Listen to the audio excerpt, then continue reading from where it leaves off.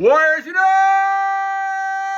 Back with another episode of Bigger Warriors 2 and the 1% Club. Hope you guys are doing well. Hope you guys are conquesting yourselves. Hope you guys are conquesting things around you under God's purposes, under the focus of what we need to focus on to get God's purposes done. Thank you guys for the great comments, the likes, the feedback. It's all wonderful donations. I appreciate those. Please keep those coming. We have a lot of great topics coming up because of you guys, and I appreciate that. Remember, next Tuesday, 6 o'clock, we're going to try to do, and I'll post something as well, we're going to do a live stream, and I probably will do it, not probably in this location, but I'll probably do it in my car because I have a class back and forth, so we'll do it at 6 o'clock on Tuesday, so I look forward to that. And we're going to also kind of talk tomorrow on a special one about money and making money from the journey you're on, self-control. Well, let's do a bunch of shout-outs here. Let's see, TKO, thank you, my friend. I appreciate that. Zackazuki, thank you. I appreciate it. Gorge Us had a couple, so thank you. I appreciate that. Keep Evolving, thank you. YM, thank you. Freeman's 555 had two of them, thank you. Peaceful Being, thank you. Jon the Dawn had a couple, thank you, John. Actually had three, thank you, John. Chris Meston, thank you. Light in the Dark, thank you, my friend. John Williams had two. Harold Merewether, thank you. Rodrigo R, thank you. The boy Kent, thank you. Claude, thank you. Vel Plays 2.2, thank you.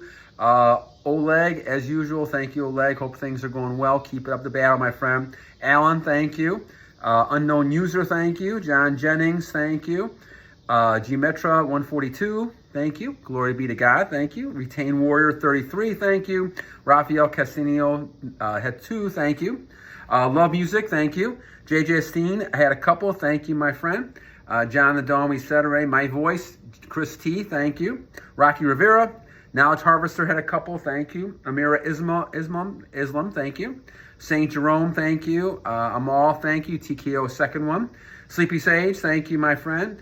And God's Gladiator, thank you, my friend. So at 2:15, let's kind of talk about a topic. And this one really has been kind of a few viewers have talked about this, but let's kind of talk about the idea of that the night is not your friend. The night is actually your enemy. Now let's talk about why that's the case. So let's take a step back and kind of think about what we're trying to accomplish here. Obviously, you're trying to become the highest value male that you can become. The highest warrior, the highest strong masculine male that you can become. And how do you do that? Well, the biggest idea is to keep all the nutrients God has given you. Your Creator has made you a masculine male. I don't care about all this stuff going on about, different genders, all kinds of stuff. You were given the gifts of a masculine male. The only way you're not going to fulfill that is by losing that energy yourself. And when you're not strong, and when you're losing your energy, you're basically becoming less of a masculine male. Now, there's a lot of reasons for that in our society. We've been kind of brainwashed. We've been kind of given all these different explanations why it's great to release all that energy, give up all that energy, and to become less of a male, right? People want to profit off of that in many different ways. And so we see a lot of these type of things. But the whole thought pattern is to get you to release. The more you release, the weaker you become, and the less you're going to be a relationship with your God. Why is that the case? Well, think about it. If you keep your nutrients, you're keeping part of God's essence within yourself. And because God's essence is with yourself, you are forming a bond with your Creator.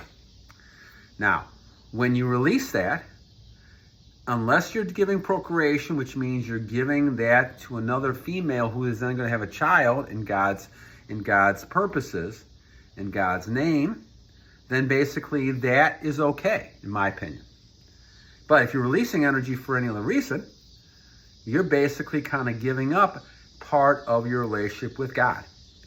And I fully believe that. I believe that your relationship gets closer and closer the more you retain. That's why we talk about some of the autobiographies of people like Malcolm X and Muhammad Ali. All of them talked about how retaining got them closer to their faith. And I believe that's the case. Now, can you reach this in 12 years where you're actually becoming more godlike? I don't know. I don't know that. All I know is that it's made a big difference in my 4 years and my relationship with God.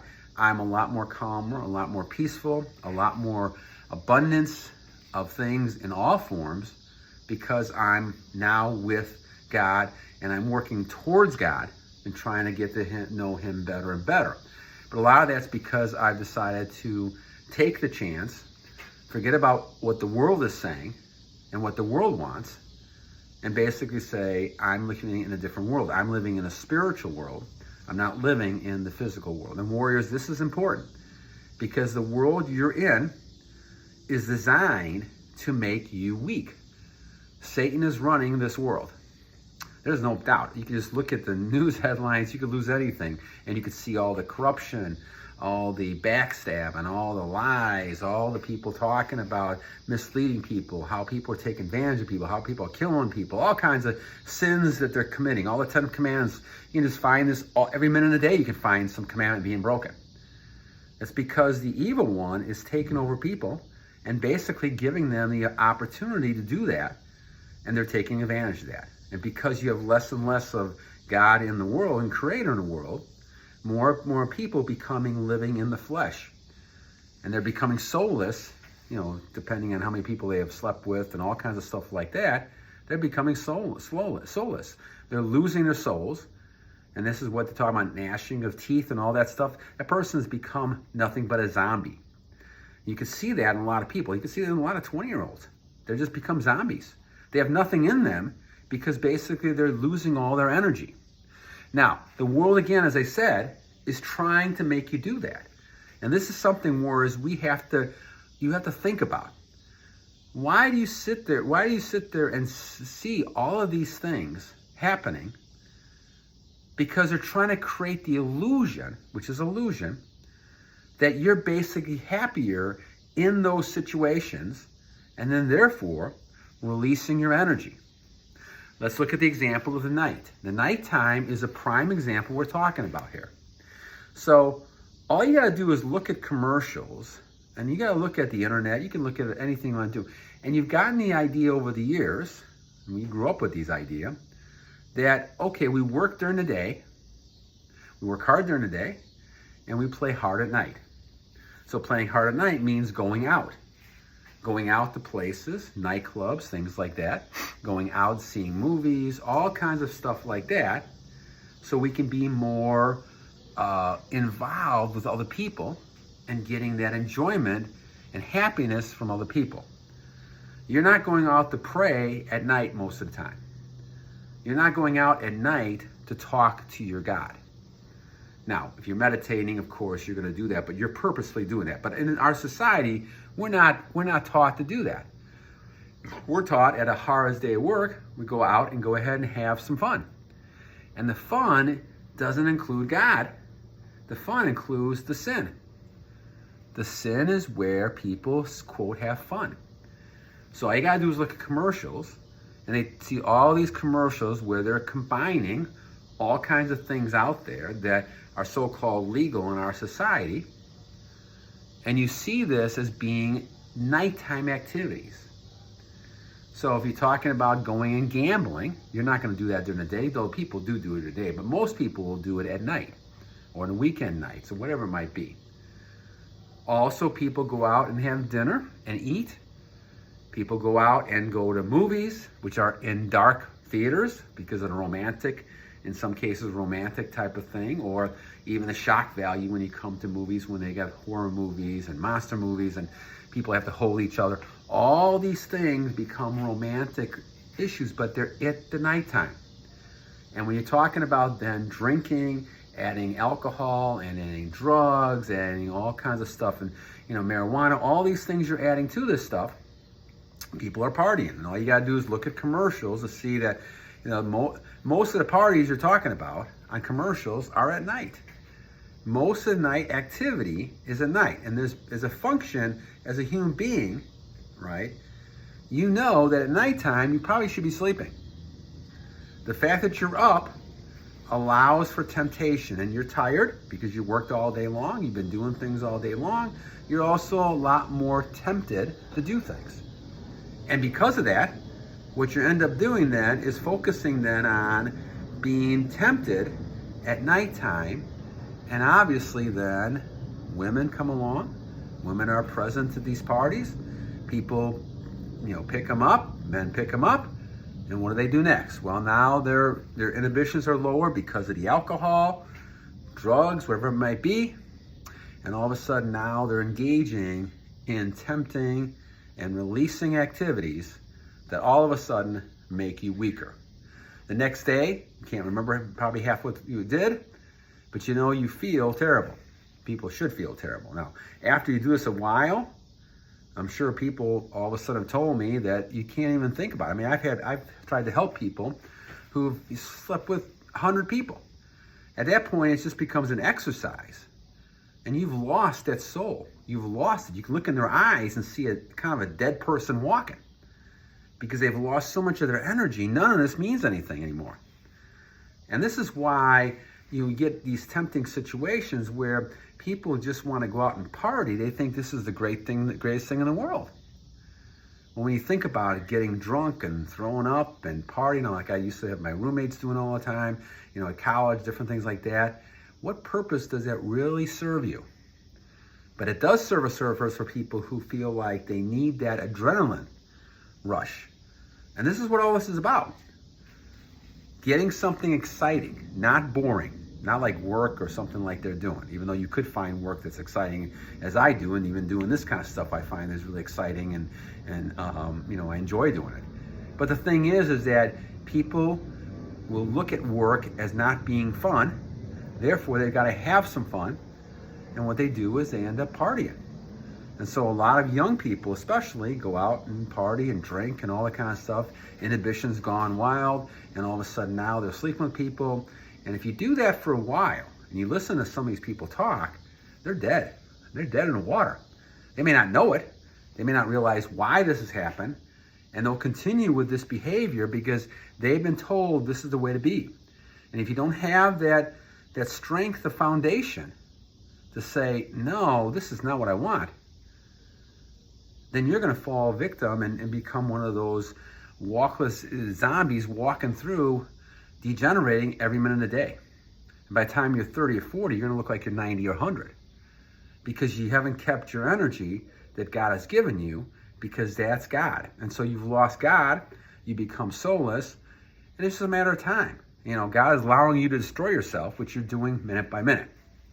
So that's why we see a difference now, because and a lot of it's been created by the feminine movements that women have taken, in my opinion, way too far. They've hurt women more than they help women, in my opinion, because when they first started, and of course, Me Too and these things were abusive situations, of course. Those things have to be, protected against. Of course, we don't want people abusing people. That's the wrong thing to do. But you get to the point where if a female feels like the male is the enemy, and all of a sudden the male can't do anything right, and they don't need males, and that kind of stuff, the dating situation as I see out there is dangerous, is harmful. So what are men doing? Men are deciding, okay, I'm not gonna go out at night. I'm not gonna put myself in those positions. And so you'll see more and more with the MGTOW movement especially, that men are walking away from these situations. They're not going to put up with the trauma, especially if women are over 30, they've hit the wall, they have all this kind of trauma, all these men that they've been with and all kinds of stuff like that. Who's gonna end up having a relationship with that person? So I think there's a lot of women who are regretting what's happened here, and they may not want to admit it, and they're upset. I see this all the time. They're upset with the MGTOW movement. They're probably upset with my broadcast, all kinds of things about retaining and celibacy, brahmacharya. They don't want to hear that kind of stuff. And the thing is, but for a high-value male, this is what you want to do. You don't want to go out at night and spend time and put yourself in those positions where you have the alcohol around you, whether you drink or not. You don't want to be tempted by that. You don't want to sit there and be tempted by the drugs or the gambling or anything else. You have to find, as I did over the years, what are your weak points? And your weak points are things you have to protect against. And if women are your weak points, then you've got to also make sure that you're not putting yourself in positions at night going to bars, going to parties, right? And then when you say, Vigor Warrior, how do I find women? Well, again, as we said before, I would not worry about that at all. And I don't know why women, you see on there, they're upset about this too. Do not be chasing women. And a lot of women can't handle this anymore because they look at this and say, okay, men should be chasing us, and that's not happening anymore. I mean, the ones that do chase them are the ones they don't want anyway because they become simpish and very simpish behaviors, and they're not the same way. They're beta behaviors. And the thing is that you're going to get a lot of females, especially females that are in their late 20s, 30s, they're going to go ahead and come after you because they know that you're retaining. They know you're a man of self-control. Therefore, you're a man who can control themselves. If you can control yourselves, you can also control situations.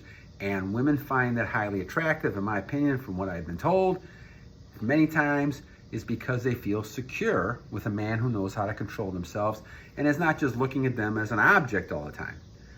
But those type of women carry a lot of trauma and baggage with them that men don't want. And that's why a lot of men in their 30s, they don't care about the women in their 30s anymore. They care about more of the women in the 20s because those women don't have that type of baggage. Those women, can have children a lot easier, and so the relationships come that way. But there's a big age difference then, and now you're dealing with other issues of maybe immaturity, other things you're dealing with as well. So the thing is that I would not bother if I was out there, my friends, chasing women. I mean, I'm at 63 years old and married 30 some years, and you still got women, they don't care about that. They're attracted to you. They're attracted to you. Now, I, once again, have control of the situation, so I'm not interested at all in any of that. But it's a flattering type of thing because that hadn't happened to me. I wish back in the 20s, I knew this stuff. And this is why I talk to a lot of you young guys, that you're going to have a wild time trying to fend a lot of these women off because they're going to see you as this potential mate because you're so highly attracted, because very few people in their 20s, males, can control themselves. A lot of thirsty males out there just chasing women around. And that's the last thing you can do. That's the last thing you should do, because what you're doing is you're putting them on the table, like they're the table. And if you take away the sex part, what are they offering? This is the question you have to ask. What kind of personality do they have? What kind of ability they have to be feminine? I think that's the key to the whole situation.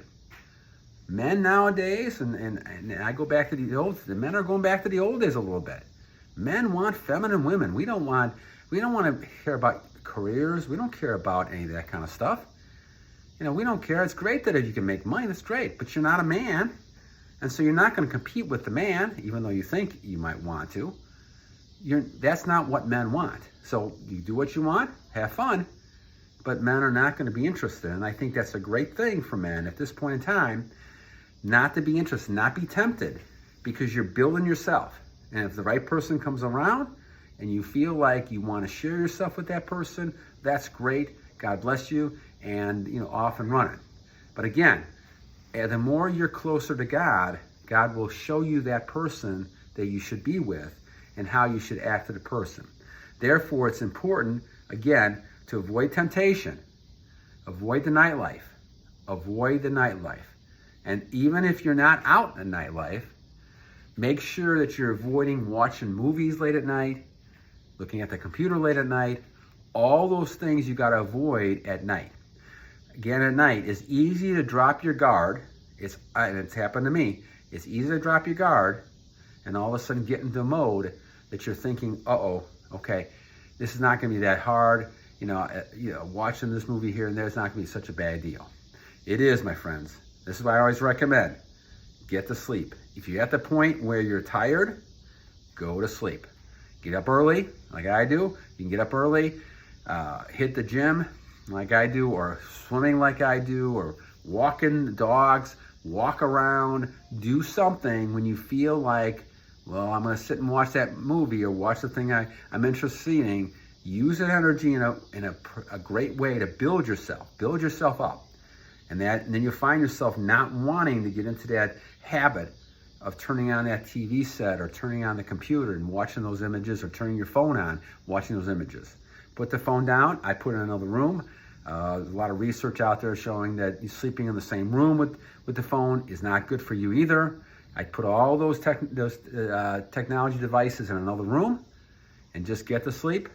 Have a good sleep, get up, start your day, and get things done. And this is what you got to do. Keep busy. The number one thing is to get busy.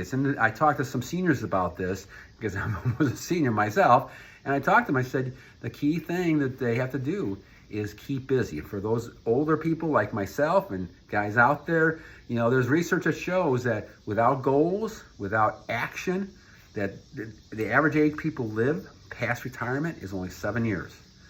So that means 65 to 72 is the window most people have if they don't have goals, hobbies, and things they want to do.